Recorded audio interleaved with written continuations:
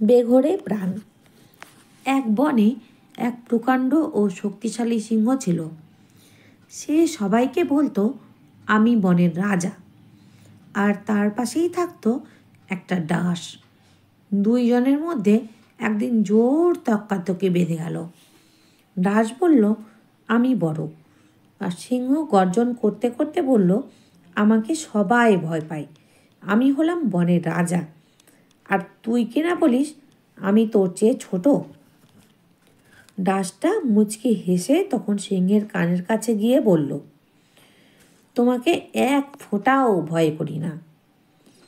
তুমি আমার সঙ্গে কি করে হেঁটে উঠবে বলো? আঁচড়ে কামড়ে? ও তো যে কোনো মেয়ে ছেলে তার স্বামীর সঙ্গে ঝগড়া করে। কিন্তু হক কথা হলো, আমি তোমার চেয়ে অনেক বেশি শক্তিশালী। এখন এসো না, আমার সঙ্গে লড়াই করেই বুঝে নাও কে বেশি শক্তিশালী। এই না বলে ডাঁশটা তখনই সিংহের নাকের আশেপাশে বসে, যেখানে লোম নেই সেখানে বসে সিংহকে কামড়াতে লাগলো জোরে জোরে। সিংহ নিজের থাবা দিয়ে যতই তাকে মারতে চেষ্টা করে, ডাঁশটা কেবলই তাতে উড়ে উড়ে বসে।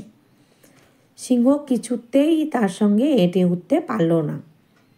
অবশেষে সিংহকে নিজের হাড় স্বীকার করতে হলো। তখন ডাঁশটি মুচকি হেসে বিজয় গর্বে ভোঁ করে উড়ে গেল। আর উড়ে তো গেল, কিন্তু একটু যেতেই মাকড়সার জালে আটকে গেল সে। তখন সে মনে মনে বলতে লাগলো, একেই বলে অদৃষ্টের পরিহাস। নইলে অমন জাদ্রেল পশুদের রাজাকে লড়াইয়ে হারিয়ে দিয়ে কিনা শেষ পর্যন্ত একটা তুচ্ছ জীব মাকড়সার কাছেই প্রাণটা বেঘরে গেল। উপদেশ: কার কখন কীভাবে মৃত্যু হবে বলা যায় না।